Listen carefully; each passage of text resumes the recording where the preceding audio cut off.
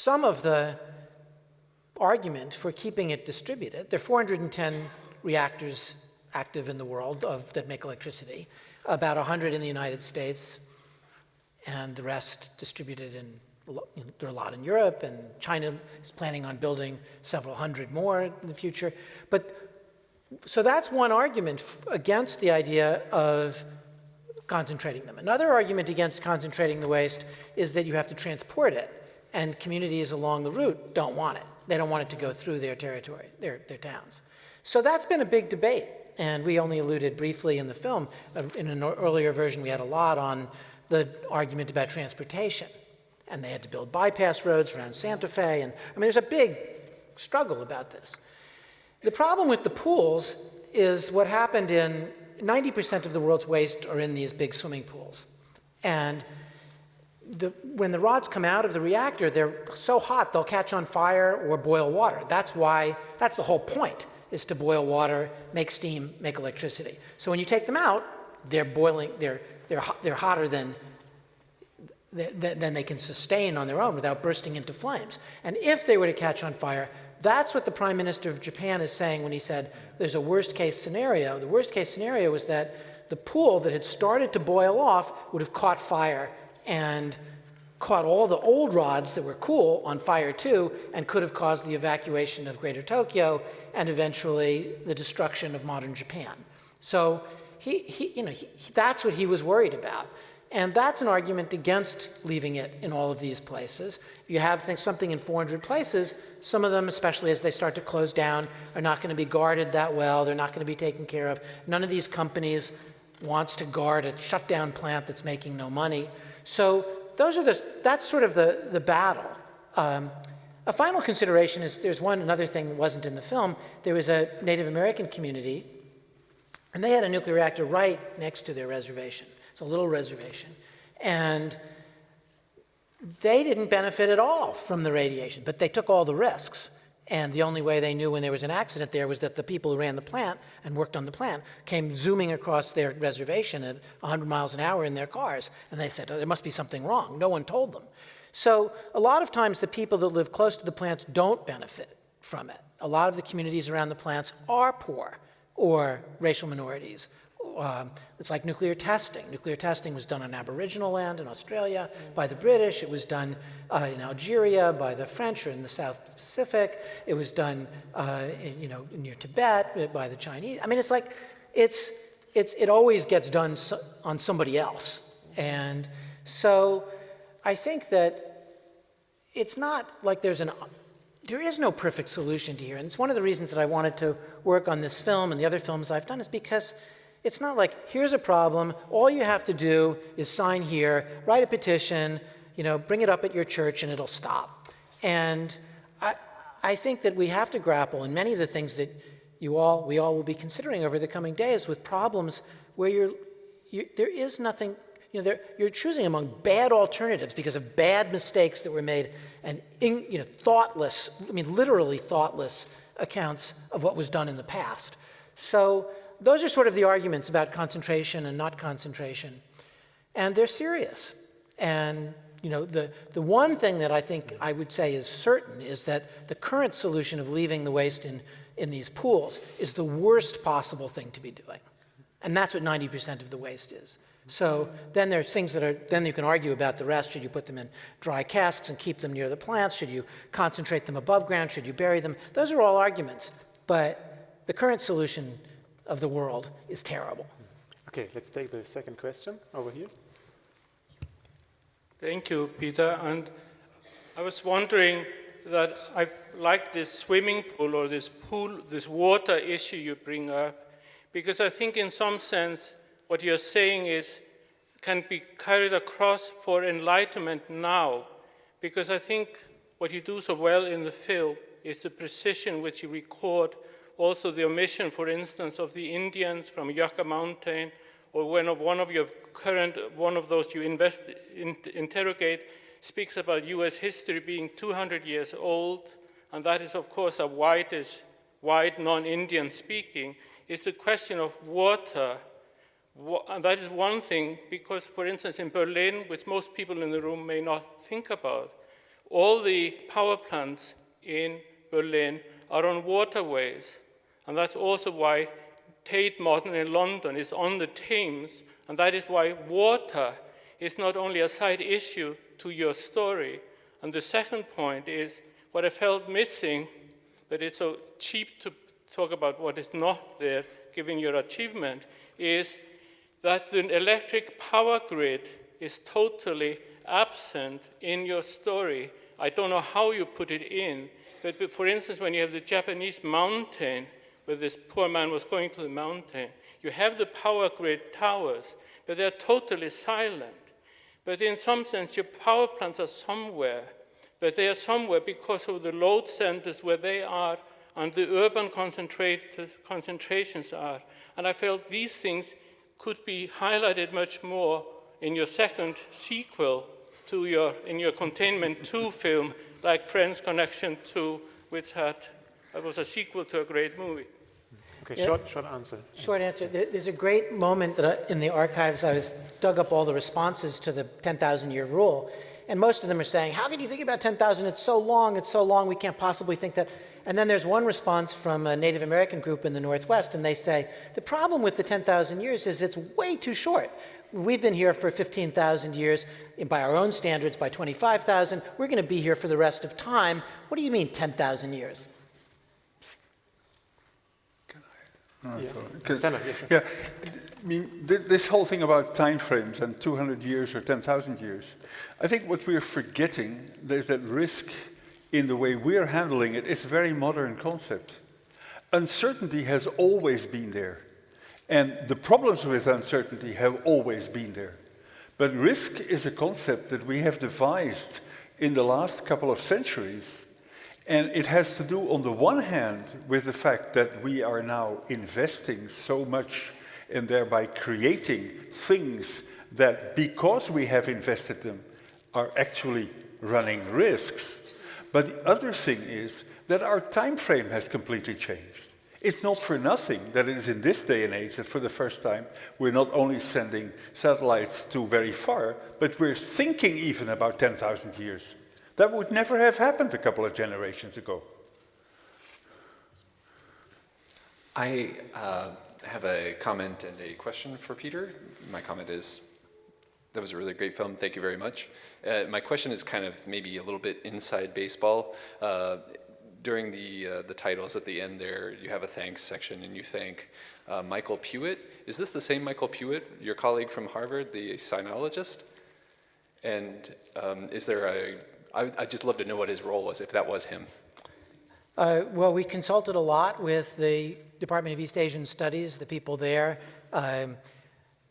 Ted Bester, Ted Gilman, Andy Gordon, Pewitt. I mean, they played a very important role in trying to help us to locate some of this in a cultural frame.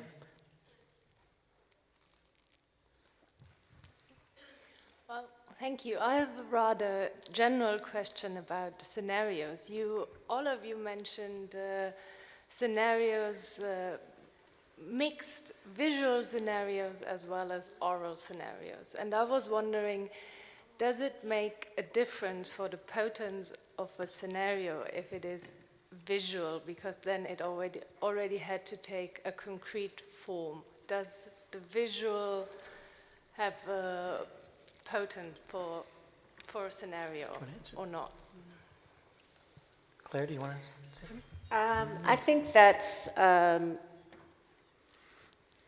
kind of an excuse me, but an unexamined bias, because I think actually I was impressed with the point of, you know, the persistence of culture, like something like the Iliad or the Odyssey or Gilgamesh, you know, are things that, well, we have them because at some point someone wrote them down, but it wasn't when they started. I mean, they lasted for a long time before that, you know, and these were oral for generations. And so I don't think that the visual, I think the visual is, you know, it's more immediate. You know, you see it. But ultimately, I don't see why we would choose between them. I mean, it seems like there needs to be both a visual site and a visual marker and a story cycle, you know, with some kind of durable power, which is very hard to calculate, as I'm sure you have thought about with Nikki Nuki.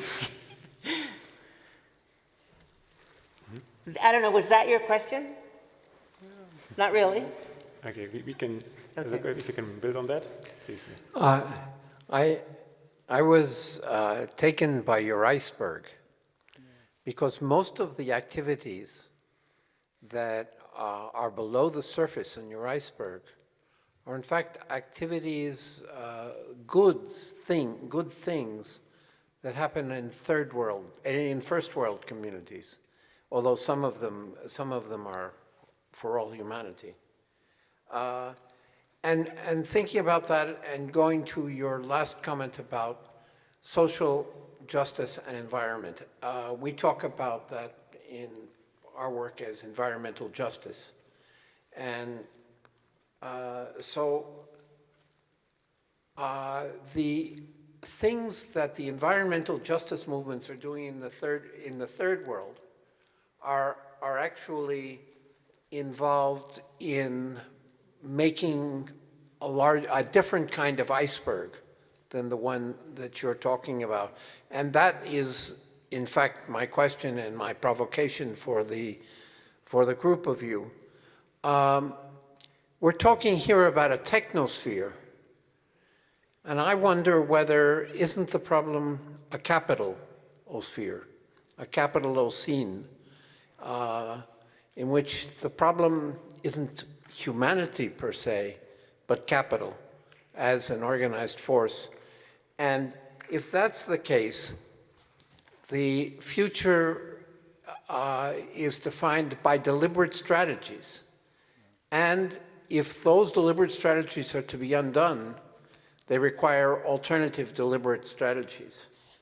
I leave that for your thinking.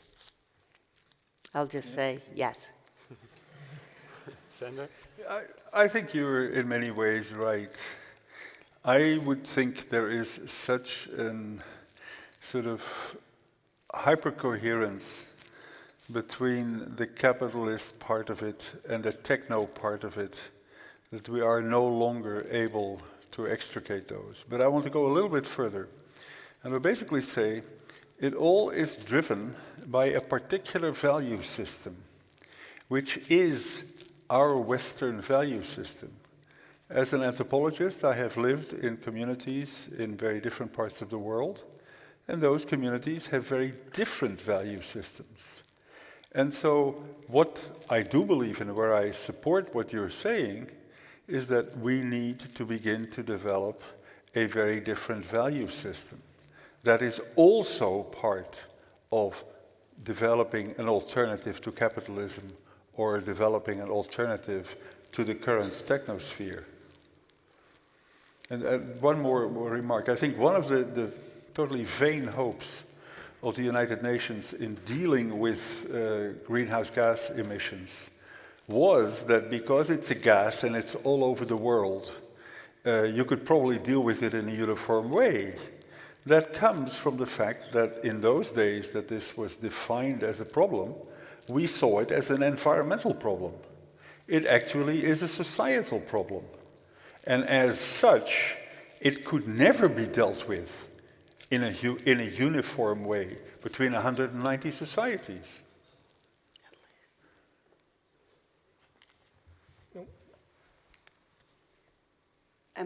My turn? Okay, good. I'm wondering about the status of myth in your film, because it ends on this figure of Nikki Nuke, and is there a possibility of translating the problem that we've been presented into a myth that might last and communicate itself? And then as the credits were rolling, I began to think there's another way in which myth plays out in your film, which is a contribution or a reflection on the myth of the way in which humans are these incredibly tortured creatures who create the devastation that they then try desperately to try to resolve. Now that's a very old myth, and you've given us a beautiful rendition of it. And on that reading, I began to see the creatures we've been presented, which is the radioactive alligator, the radioactive turtle, this Japanese man who was already radioactive and continues to sleep in his home, and we see him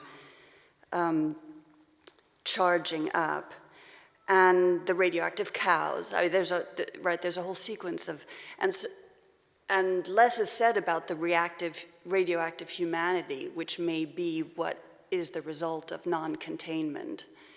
And then that radioactive human continues to be thrust between the devil and the angel that continues to be sort of what they are fraught with. So there's a kind of humility about the mythology that you're also picking up on as you think about whether specific new warning myths can be created. So I'm just wondering about what was the thinking of myth behind the scenarios of the film? So one thing was really important in making the film was this double parallel between the Japanese situation and the nuclear marker system. That the Japanese have a whole series of those markers, like the one at Aniyoshi, that says basically don't build below this marker, and there are many others that go back hundreds of years. And no matter how many generations go by, don't build below this point. And basically that's what the stone markers will say in other terms, is whatever you do, don't build below here, not now below in how far above sea level, but literally below. But it's the same message, don't build here no matter how much time goes by. And then both the Japanese and the Americans, and there's a European project that does quite similar things with some interesting twists, but the Japanese said, well, maybe that's not going to work. Maybe we need a story that will continue. And the story that's told on the storyboards, which are this traditional form of people would come to the village and have an easel with these big storyboards and tell the story, and people would gather around and listen to them. And this story, which was grounded in an event, but then sort of made more mythopoetic, and it was presented, and it's been reproduced in comic books and stories and novels, and it's lasted for quite a long time. And that's then with this idea that maybe there's some kind of myth or story, the Bible, or all the way from the highest art of Homer and biblical transmission and the knowledge of the Catholic Church, all the way to these pop icons like Smokey the Bear and eventually Nicky Nuke, which is obviously made on Mickey Mouse, and also on the warning cartoons that were used when Wendell Bell, the sociologist who wrote that story, flew for the Navy. He didn't expect to survive the events in the end of the war in Japan. But when you would land, there would be these signs and films about a character named Dilbert who made all the wrong moves and didn't secure the machine gun and didn't lock the brakes on the plane and didn't lower his landing gear, and it would always end in catastrophe. And so he had in mind that these stories, cartoons, which did have a visual dimension, could actually somehow be activated in supplementing or complementing all of these efforts. Should we use language? Should we use pictures? Should we make a Rosetta Stone? Should we make little clay tablets? Should we have our scientific knowledge buried deep in the ground and copied on the surface? All of these things. Eventually they said, basically throw the everything at it. Use all of these methods. But the myth was deeply attached to the idea that maybe all of our efforts at materialization might fail, and we better have something. And in fact, that was the one scenario that the government didn't want, because all of the scenarios, their instructions were that each scenario should end in catastrophe, and then therefore could be used to design better monuments. And this was one that ended happily, and it was based on this storytelling. So, I mean, it's twists on twists, but the astonishing thing about the Japanese story is that, the Japanese dimension of this is that these things exist in parallel. They worry that people will see them, understand them, and ignore them, and they do, as they did with many of those monuments, or that they'll run over them building highways, or that they'll be destroyed by tsunamis, or that the stones will be repurposed as building material. All of those things have happened, and in Japan, to some monuments, and those were just the sorts of things that the monument makers in the United States and Europe have worried about. Okay, I've got the sign for that we have time for one last question, and then I wonder if we could take up the challenge, or start thinking about different strategies and different values in the context of tonight's presentation. And I'd like to push for a distinction between the impulses behind different scenario plans. So mostly what we've heard tonight are paranoid or paranoia-driven scenarios. And in the film, there's some paranoid scenarios, and there's some scenarios which may seem to come from a more care-based impulse. And I wonder if we could discuss or at least point to a history of care-based scenario plans rather than paranoid-based ones. And I guess the paranoid scenarios leads to drones with signature strikes and preemptive attacks and all kinds of unpleasant futures. Sorry. That's an interesting point. Do you want to address that, Claire? I don't know. You maybe go ahead. I think that's exactly what I would like to see too.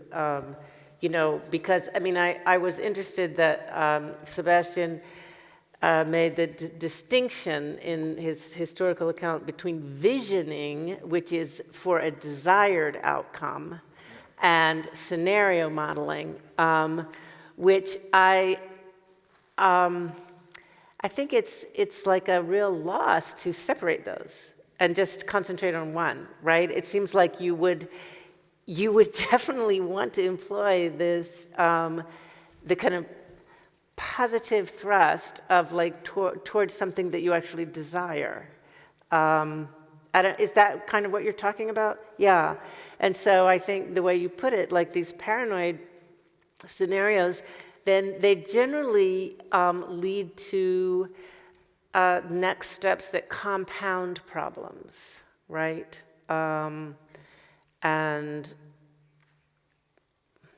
I don't know, what, you all have something to say about that? I think they are in a way designed to keep a structure intact, and as such to anticipate on unintended consequences. And what is true is that very many times that doesn't go far enough, and that we end up with then solutions that themselves create a new cycle of those kinds of unintended consequences. And I think part of that is because they focus on the top of the iceberg, but not necessarily that iceberg, but they focus, in any case, on a particular top of an iceberg. And I think one of the things that also in our studies of innovation, we look at what creates the new, but we don't really look at what creates the stability. And I think that is a task that we do need to sort of push in very many different ways. It also strikes me that, we have this kind of scenario because we create such dangerous things, and we know we're doing that. It's sort of like when they decided to commercialize genetically modified crops, and so they had all these you're going to do a buffer zone, and this is going to prevent this problem, this is going to prevent genetic pollution, et cetera, and all the while knowing that people break rules like that, especially when land is valuable, and so it's sort of, I think it sort of indicates the nature of the technologies that we've pursued, that they have this very sharp edge of danger that we have to, think about, how are we going to deal with this unintended consequences? And then, even when we created things that were thought to be so promising, like DDT, was going to rid the world of malaria, or uranium even. They thought, they'll just put a piece on the top of a pole and it will light the city. I mean, they really had crazy constructions like that. They're still not really, and I think it's a time frame problem, that people, that we're not willing to kind of wait and really think through the consequences. It's like the precautionary principle, which people criticize, but as anti-progress, but this idea that you take the route that's more cautionary, as long as you don't know, as long as you're not assured that you will not have these nightmarish consequences. One of the things that I came away with from this project with was a sense that there was this state science fiction, so how I think about these scenarios, this apocalyptic, evacuated, oversimplified aspects of these stories, a kind of a narrative form called into existence by sort of administrative violence. I mean, by thermonuclear war planning. And, but that doesn't mean that everybody who engaged in it was pro-nuclear war or even pro-nuclear. I mean, some of these people I know pretty well, like Woody Sullivan, he says, I'm a card-carrying member of the Sierra Club. I mean, he totally anti-nuclear. He's an astrophysicist. And he sort of thought he had to do something about this stuff because it was so dangerous on the surface. So people come to this from different points of view. But if you step back from motivations and talk about what is this form, it does have its roots, as you emphasized, deep roots in an apocalyptic picture of the world. And there are other ways to warn through novels. I mean, even in the context of Cold War fiction, like The Canticle for Leibowitz is a famous Cold War novel that was much more filled out than a scenario. The scenarios have they're fragmentary bits, really. And they're sort of, well, what if a tidal wave came? Or what if a bomb went off at a army base in Germany? And, that's what they were. So I think that ultimately what interested me about the topic was, in a way, for all of its dangers, it's much simpler than climate change. 400 sounds like a lot of reactors, but that's only 400. It's not like the tens of thousands of carbon-producing coal plants. It's not like economies of the world are all dependent on that.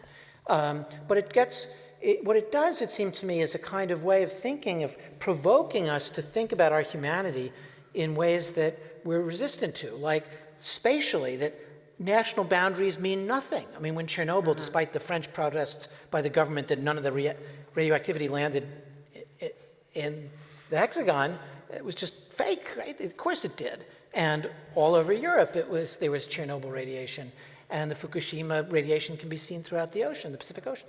So, and then with time, we organize our politics on 2, 4, 6-year terms, and our fiscal processes are based on years or quarters, and ever shorter. Can we make profit right now? And I think in that sense, national ambitions and capitalism are caught up with one another.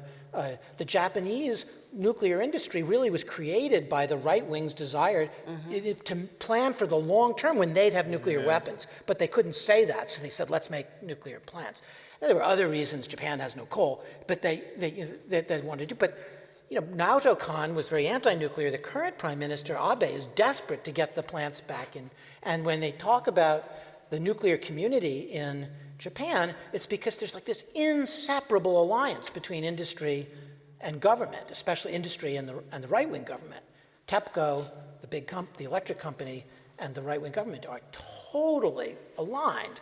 Massive subsidies, tens of billions of dollars to TEPCO to pay for the damages. That could only be paid by the government, and the profits were privatized. So I think you're right, and your question about, and you Sandra also, you mentioned that the capitalism, ideology, nationalism, and the flow of international capital are very closely connected in our world now, whatever their separability may have been in the past.